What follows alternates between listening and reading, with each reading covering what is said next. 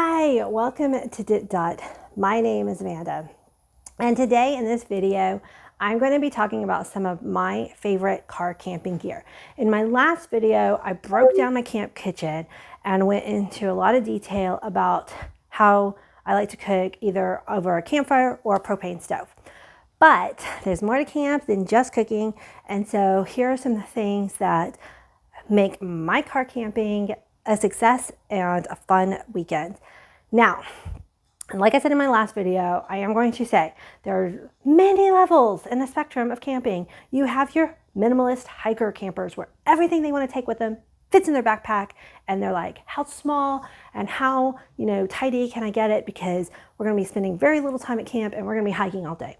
Then you've got the car campers like me, where we bring out our hammocks and we are chilling at camp for the most part. And then we might take an excursion down to the lake, but we're hanging out at our campsite, so we want it to be homey and comfortable for most of the day. Then you've got glampers, and you've got people who want to camp in their RV. So it's a spectrum, no judgment, whatever works for you, right? Okay, so that being said, I do have a lot of equipment and I love it. Now, I did talk about this table in my last video, so I'm not gonna talk about it. I'm just gonna use this to kind of help with being able to show you some of the things that I like and take to camp. But the first thing I'm gonna show you, of course, is my tent. And there are so many tents. I'm just gonna show you what mine is, but I'm gonna give you some ideas of what to look for in a tent for your family. Okay, I have the Coleman Instant Cabin. I camp with myself and my 2 kids most of the time. And look at that, I've got a 10-person camp, and I'm going to tell you about that in just a second. Okay, so this is an instant cabin. And that's what it looks like when it is opened up. It's pretty darn big. That's one of the negatives. It does not fold down very small, so you have to have enough room in your car for it. But the nice things about these instant cabins is they go up so fast. So if you don't want to be struggling with tent poles and spending an hour getting up your tent, the instant cabin works pretty well. The first time, I would recommend putting it up in your backyard, because the first time you open it can be kind of tricky, and taking it down is not so instant. It does take some practice taking it down, and definitely is better if it's dry, because the way that you take it down is you kind of fold all the legs up, and so the bottom of the tent folds up in on itself, and you kind of have to almost like hug it to get everything and then get it back in the bag. So if it's been rainy and wet, that cannot be fun. But make sure that if you do have any moisture while you're camping, that you need to bring it back home and air it out, so that next time that you're camping, you're not left with a moldy tent. Now, the reason why I have a 10-person tent for 3 people is because when they measure out the size of a tent, it is literally the size of like one of those mummy sleeping bags. Counts for 1 person. And you barely even have room for like maybe a backpack at the bottom. So for instance, my friend Angela that I camp with most of the time, she bought a 2-person tent for her twin daughters, and she just didn't even think about that. Like, she knew it. It was just a brain blip. She totally forgot. And when they opened it up and it really could fit 1 person, they were like, oops, their last tent that they had that fit both their daughters was actually a 4-person tent. You really want to kind of double up. Now, that 10-person tent is a little bit big for 3 people, but I like having my space. If any of y'all follow me, y'all know I do yoga every day. And even when I'm at camp, sometimes I'll do it outside. But sometimes if I don't want to get my yoga mat dirty, I'll do it in my tent. So my tent is big enough for me to do yoga in. So I like having a little extra space. But if you need something smaller for your packing, keep that in mind, that you don't want to go with how many people you get. You kind of want to, like, if you have 3 people, you want a 6-person tent. You want to kind of double it in general. Double plus a little is even better, especially if you have a lot of gear that you want to put in the suitcase with you. Okay, enough about that. Speaking of the tent and the wet, make sure that you pack tarps. So I have a big tarp that I put under my tent, and this helps moisture from wicking up at the bottom. The tents are supposed to have a bottom that doesn't wick moisture, but that it also helps protect the tent from debris, rocks, and if you're lucky, this would get wet and not your tent if you do get rain. Then I also have a smaller tarp that I keep outside my tent to hold all our shoes and things like that. And if you live anywhere where the ground gets cold, I live in the Pacific Northwest, so the ground is cold at night. And so we line the bottom of our tents on the inside with wool blankets, and then that gives us an extra protection layer so that you don't get cold in your sleeping bag. And I even use a air mattress, but that cold will come straight up through the air mattress too. So a good ugly army wool mattress will do wonders keeping you warm. And these are some cedar blocks to keep the moths away. I really should have this in a bag, but I've been lucky, so I'm just gonna keep testing my luck. So other must-haves. I'm not a glamper per se, but I do like having my twin air mattress. And if you are camping with a spouse, I would get 2 twin mattresses, because trying to share a queen air mattress with another human being is misery that you do not need to put yourself through. So 1 air mattress per person, get a nice quality one so that you're not pumping it up in the middle of the night. Now, I bought these sleeping bags on Amazon and I super highly recommend them. I will link these down below. They are so nice, so cozy, and so warm. The brand is Teton. I think you can see that. They come in some pretty colors.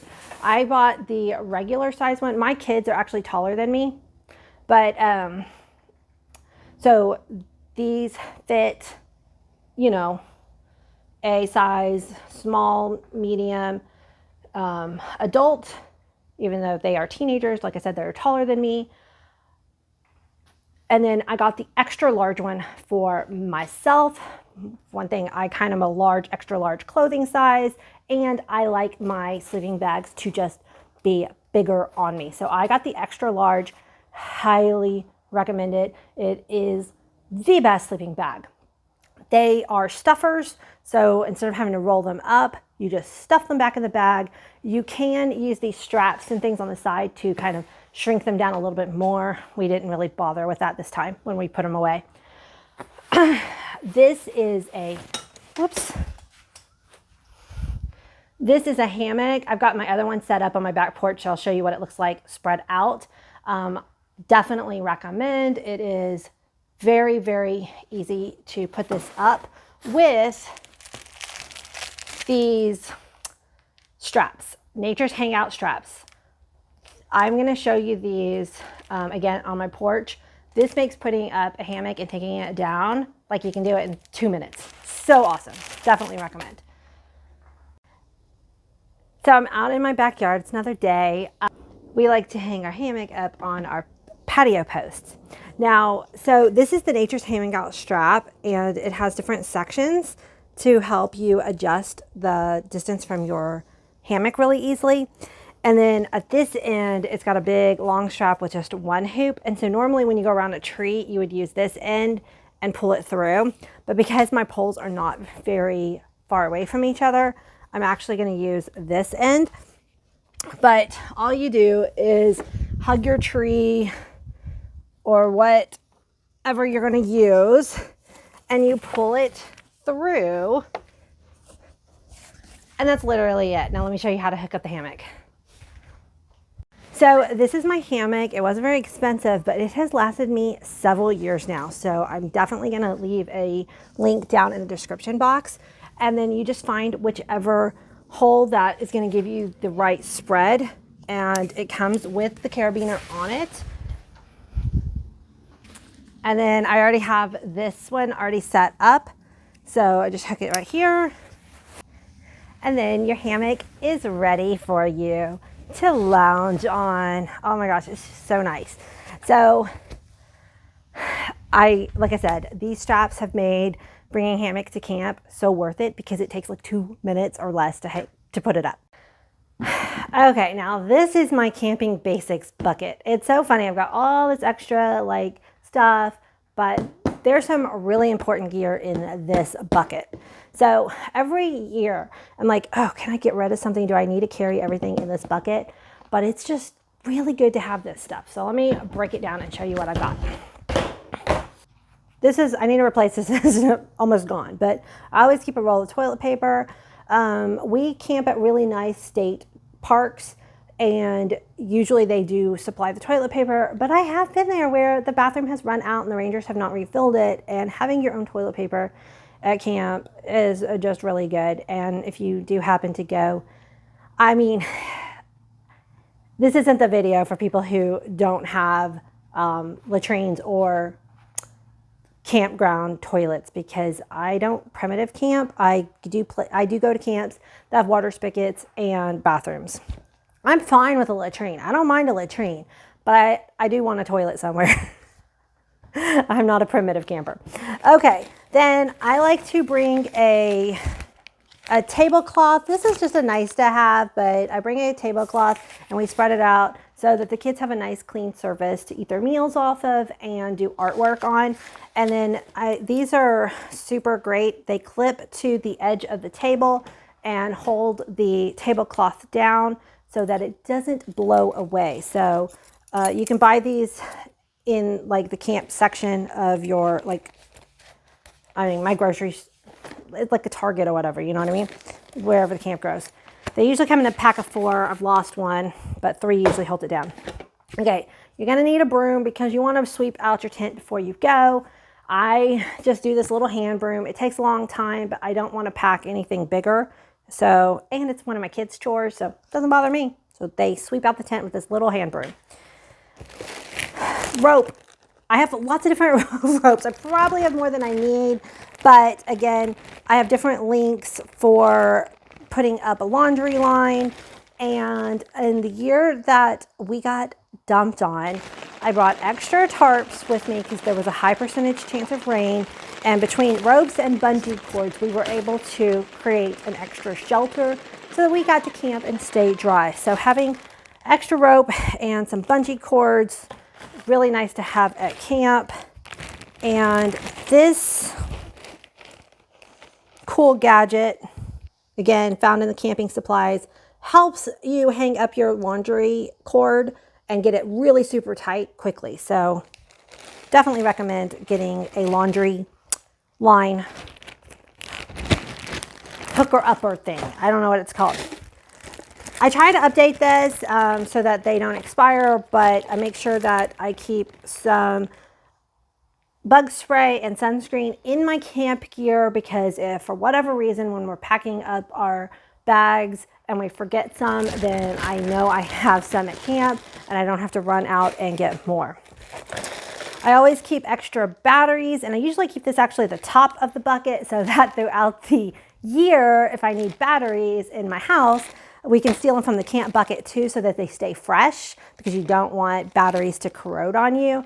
But I keep all the different sizes that my flashlights will need, and I just keep them in my camp gear so that way, and then before I go camping, I make sure I have new batteries of the different sizes, because you don't want to be caught in the dark with no flashlight. So you know, all of my camp gear is in my garage, easy access. If you were to store your camp gear at a storage facility off site, you might not keep your batteries in here, but I just do that. And then if we need a battery, I just run out here and grab a battery. Whittling knives, they come in handy for keeping the kids, older kids obviously, entertained. They love to sit around the fire and whittle, but having a knife and a multi-tool at camp is also super useful. I keep a lighter with my kitchen gear, which again, make sure you watch the previous video, but it's always good to have a backup in case the other one runs out and you just didn't realize how low it was. You know, again, this is like my kind of emergency camp stuff. I put my mallet in here just for convenience, but definitely I use this every time we put up our tent to stake in. So having a really nice heavy duty mallet. I like the one that my friend Angela has for her tent because it's a nice mallet, but at the end there is a hook. So if a tent stake gets caught in the ground and just is stubborn in there, it's got a special hook for your stake that you can just like pull up, make it really easy. Oh, the multi-tool got out of the bag. So yeah, I like to also organize all this into Ziploc bags because it makes it really nice and easy to keep this organized. And when you're looking for something, you're just going through the Ziploc bags and not just ruffling through just a ton of mess. I keep like a half a roll of paper towels in here. This makes good fire starters or just whatever where you might need some paper towel. I also keep a roll in my kitchen part, but you know, these I use to help around the fire. They're good for turning logs and things like that. Zip ties. Never know when you might need some zip ties. I keep extra fire starters here. I have some in my kitchen gear, but I also have a couple extra. Again, this is my overflow just because don't want to be caught without something. Can't go camping without duct tape. This one's brand new, but check it because duct tape, if it's been out in the heat, will kind of melt and be bad, but it's really good for if you get a hole in your tent, if you get a hole in your tarp, if your shoes break. I mean, we had a year where something happened with the kids' sandals and we ended up like using duct tape, fix the sandals. I don't know. There's something about, yes, we could go into a town and buy some new shoes, but there's something about that like get creative and make it work kind of mentality that's fun when you're camping. Clothespins for your clothesline. And then this is like the most basic, super, super, super simple first aid kit. I do take a much, much more robust first aid kit when I go camping. But again, it's nice to just have something simple as a backup. And then I've never used these, but whistles. If the kids wanted to go for a walk or something, I might tell them to take the whistles with, you know, in case they needed them for safety. And this one has a compass, but I mean, they're in here. We haven't used them, but it might be something to consider. This is a laundry soap bar. I think it's called Nelsfar, or, oh my gosh, I'm totally blanking out. I'll put make sure you check the description box because I'm going to put links to as much stuff as I can. But I love this laundry soap bar because if you need to just wash something really quick by hand, it works really well. And then you can hang it up on your line. And then I've just got an extra SOS pad in here too. This is a, what do you call it? X-Acto knife. Very handy at camp. So when you need it, you need it. I have tent stakes with my tent, but sometimes they get lost or one breaks because I have some plastic ones. So having just a couple extra tent stakes, very good. This fell out of the first aid kit, but it's tweezers. And I just was given this, so I put it in my camp box. But I mean, honestly, again, I'm not a primitive camper, but it is cool. It's a fire starter. There's a certain way that you do it, and it will. I mean, I guess if I was really in a pinch, but it's one of those things where, why not? Just doesn't take much space. I have it in here. So this is my kind of backup. Nice to know I have it. But a lot of times this box stays in the car. Oftentimes I don't need anything other than the clothesline and the mallet. Well, then when I'm doing the fire, this. But it doesn't take up that much space. Well, okay, yes, I use this and this every time too. So, you know. This is my food bin, so I keep all my dry food. I talked about the cooler in my cooking video, but I forgot to talk about this, so I figured I'd just talk about it really quick. I just keep a nice clear bin. I write out my menu and put it in a waterproof sleeve and keep it in here. One of the cool things is these pill boxes make really good spice holders, so you can put whatever seasonings you want to camp with that week. And then I always keep extra salt and pepper, and I just leave it out here in the garage. And I keep this empty bin available, and I don't use it for any other organization. It stays available. Keeping a clear bin is nice, so that way when you're looking for whatever food you want, you can get to it easily. A nice to have, but you know, not necessary, is a fold-up wagon.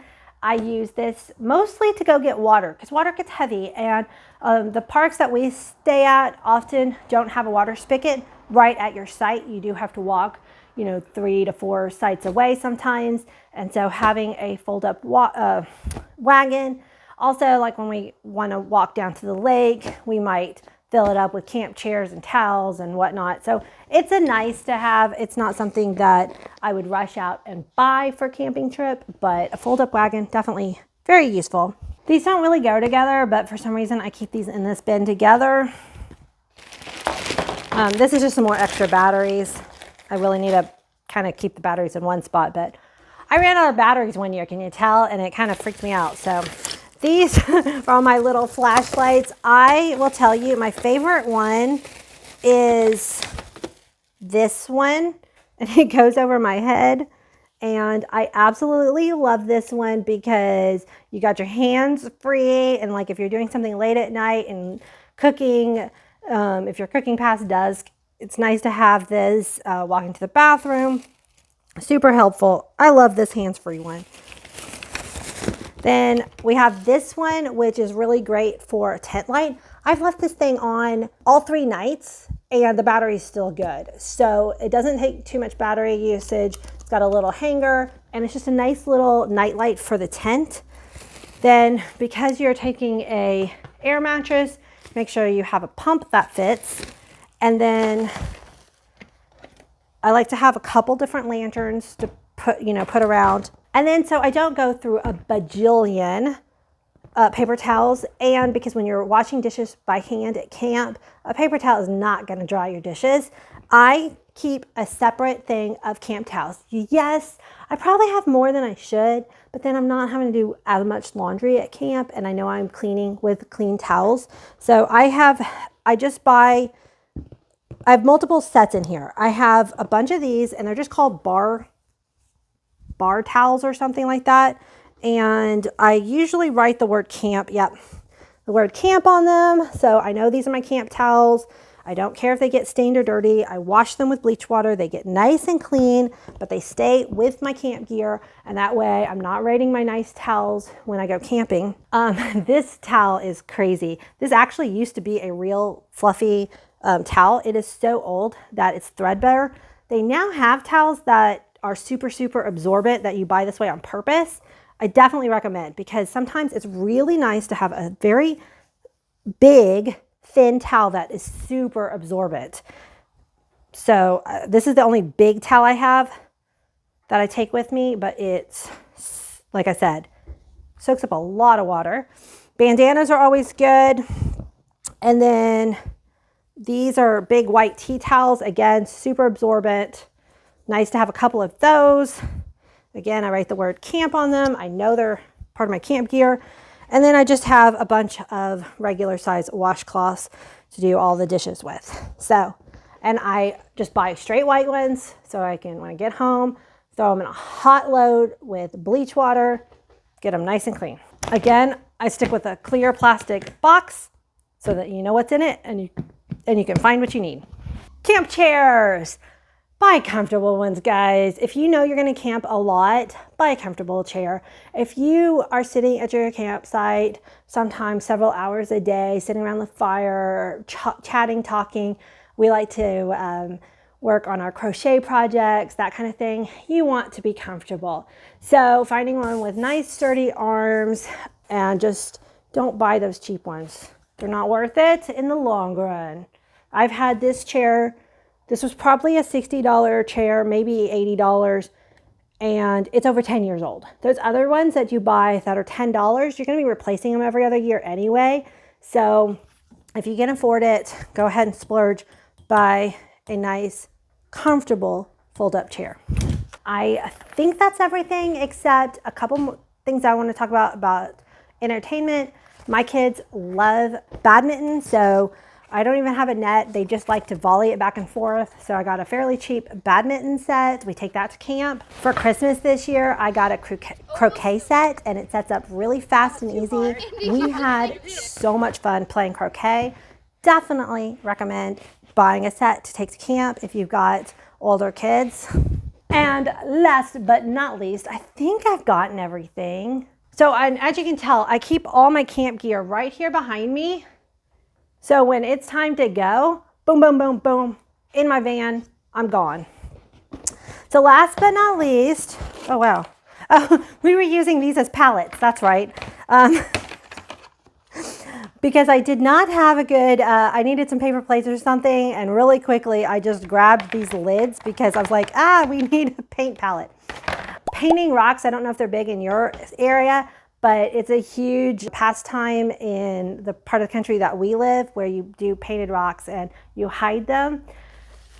Check your local ordinances. Some camps don't want you to leave painted rocks behind. We brought our own. You don't want to take the rocks from the camp. Definitely don't do that. We brought in our own rocks and then we painted them and we left some behind. I have a tablecloth here so that way you don't get paint on their picnic table, and just acrylic paints and paintbrushes, and it's a fun activity for kids like I don't know, 4 or 5 all the way up to teenagers. So of course you don't have to take this many. We're an art family, so I just happen to have a lot of paint. So anyway, I hope you enjoyed this video and learned a lot. I've been camping for many, many, many years, and I love it so much. Please comment below if you have any tips. I feel like I might be forgetting something. If not, maybe if I did, maybe there'll be a part 3, or I'll put it down in the comments below or the description box. I just got glue on myself. Got other art activities up here from my girls' slime making days. Anyway, side note. If you haven't watched part 1 of the camp cooking kit, make sure that you watch that. And until the next time, guys, bye.